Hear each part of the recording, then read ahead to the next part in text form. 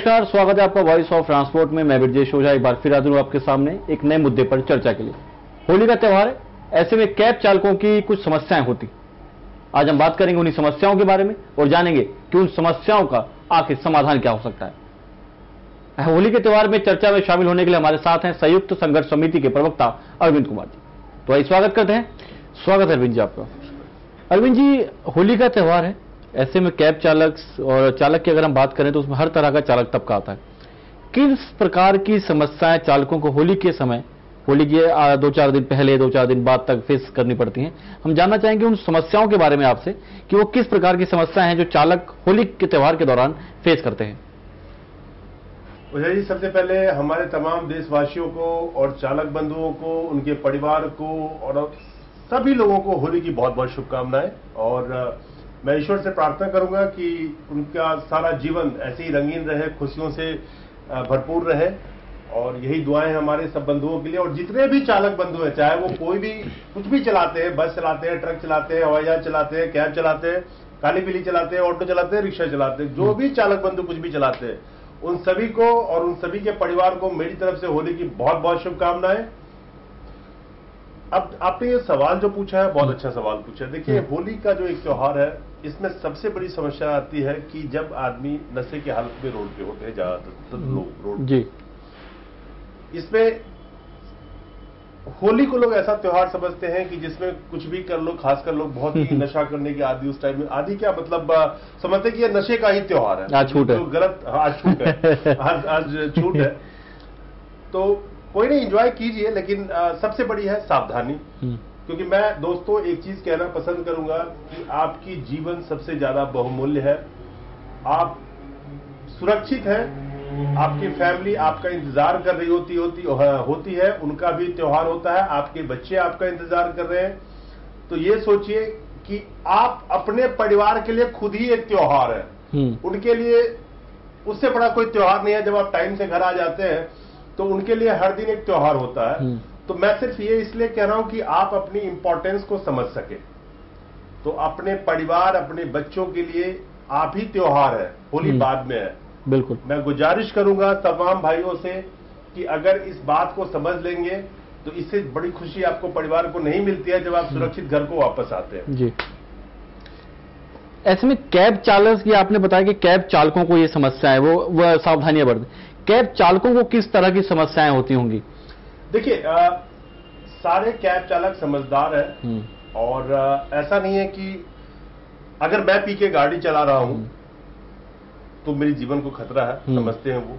और वो professional drivers हैं, वो ऐसा नहीं करते हैं। बहुत ही 100 में कोई एक आध ऐसा हो जाए तो कह नहीं सकते, त्योहार का टाइम है।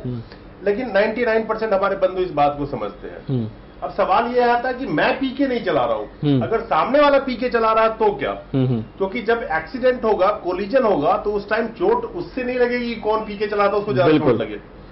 तो सवाल इस बात का, ऐसी पेडेस्ट्रियन है जो पैदल चल रहे हैं रोड पे, अब वो नशे की हालत में है, कैसी कंडीशन में है। कुल मिला के एक चीज कहना चाहता हूं कि आप अपने को भी सुरक्षित रखिए और सामने जो दिखाई दे रहा है ये समझ के चलिए कि उसको भी सुरक्षित रखना है। इसमें कैब चालक के आपने अरविंद जी बताया, इसमें हम आगे जानना चाहेंगे। जो मेरा अगला सवाल है कि जो समस्याएं कैब चालक को आती हैं, वो समस्याएं ना आए, इसके लिए कैब चालक को या कोई भी जो चालक हैं, जो कोई भी गाड़ी चलाते हैं, जो ऑटो चलाते हैं, रिक्शा चलाते हैं, ट्रक चलाते हैं, टेम्पो चलाते हैं, बस चलाते हैं, उनको वो समस्याएं ना हो, इसके लिए वो किस प्रकार की सावधानी बरतें? देखिए भैया जी, बहुत अच्छा सवाल किया। समस्या कोई नहीं चाहता कि उसके साथ कोई समस्या हो जी। ना मैं चाहता, ना आप चाहते हैं, ना कोई गाड़ी वाला चाहता है। समस्या तो आती है और हमें अपने ऊपर कंट्रोल है कि हम नहीं पिएंगे, या हम पी के गाड़ी नहीं चलाएंगे, या हम नशे की हालत में रोड पे नहीं जाएंगे। बट आप दूसरों को तो रोक नहीं सकते ना जी। होली, मान लीजिए होली का दिन है, उस दिन को छोड़ दीजिए, होली के 3-4 दिन पहले से ये वाकया शुरू हो जाता है। लोग सेलिब्रेट करना शुरू कर देते हैं। सेलिब्रेट कीजिए, लेकिन जो आप कह रहे हैं कि समस्या ना हो, समस्या ना होने के लिए सिर्फ एक काम आपको करना है कि अपने साथ साथ आप ये सोच के चलिए, जब हमें दूसरों का भी ख्याल रखना है जी, कि हम सावधानी से चलें। हम सावधानी से कैसे? सिर्फ हमारे सावधानी से चलने का से मतलब यह है कि हम दूसरों के गलती को भी सोच के चले कि ये गलती कर सकता है जी। तो यही समाधान है, और बाकी तो आप कुछ कर नहीं सकते। जो अरविंद जी, एक सवाल यहाँ पर ये उठता है कि चालक अपनी सुरक्षा लेकर चल रहा है, कैब चालक हों, ऑटो ड्राइवर्स हैं, कोई भी है, सब अपनी समस्या लेकर चलें। लेकिन इन दिनों जब वो सड़कों पर रहते हैं तो जो सवारियां उनको मिलती हैं, जो यात्री उनको मिलते हैं, वो जब ड्रिंक्स में रहते हैं, उनको जो नशे की हालत में है, वो जब ज्यादा नशा हो जाता है, कई बार समस्याएं वहां पर भी देखी गई हैं कि शराब के नशे में ड्राइवर्स को पिटाई कर दी या उनको उनके पैसे लूट लिए। इस प्रकार की जो समस्या है, इस पे किस प्रकार सावधानी बरती जा सके एक ड्राइवर की तरफ से, इस पर हम जानना चाहेंगे। बहुत अच्छा सवाल किया है। और ये जो आपने सवाल किया है कि ड्राइवर को नशे की हालत में पैसे नहीं देना या उससे मार पिटाई करना या कुछ भी करना, दोस्तों मैं आज एक हाथ जोड़ के विनती करना चाहता हूं। ये जो कैब चलाते हैं ड्राइवर्स या ऑटो चलाते हैं या काली पीली टैक्सी चलाते हैं, ये ऑलरेडी कंपनियों के द्वारा इतने पीड़ित है कि आपसे तो यही गुजारिश करूंगा इस होली के त्योहार में कि आप कम से कम उनको पीड़ित ना करें जी। देखिए, वो मेहनत करते हैं। आप अगर कोई भी किसी भी कंपनी के ऐप के थ्रू बुक करते हैं, एग्रीगेटर का अगर ऐप आप बुक करते हैं, इनका जो किराया आता है वो ऐप बेस्ड कंपनी का जो किराया वो आ रहा है, इनकी जो दूरी आ रही है वो उनके डिवाइस में आ रही है। तो आपकी एक शिकायत होती होगी कि आपने बुक किया, कैब आपकी लेट से आई। इसमें भी इनकी गलती नहीं है।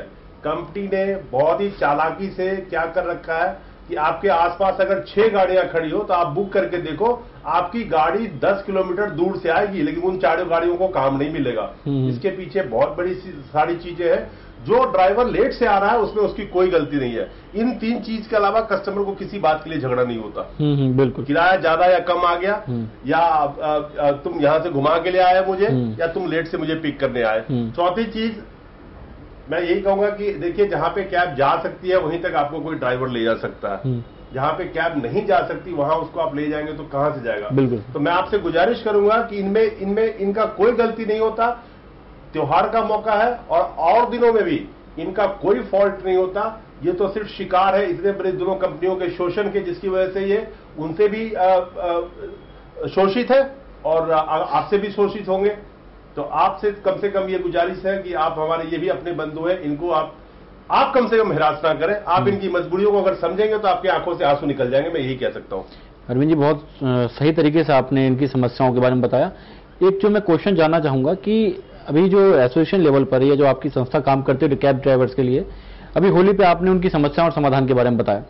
हम ये जानना चाहते हैं कि होली के बाद जो इनकी मुख्य समस्याएं ऐप बेस्ड कंपनियों के तरफ से जो इनका शोषण किया जा रहा है, उसके लिए संस्था क्या प्रयास कर रही है और किस प्रकार की रणनीतियां तैयार की जा रही है जिससे जो समस्या है इसका समाधान हो सके और जो कैब ड्राइवर्स हैं वो अपना जीवन यापन जो है बहुत अच्छी तरीके से कर सके। भैया जी, देखिए, सबसे पहली बात कि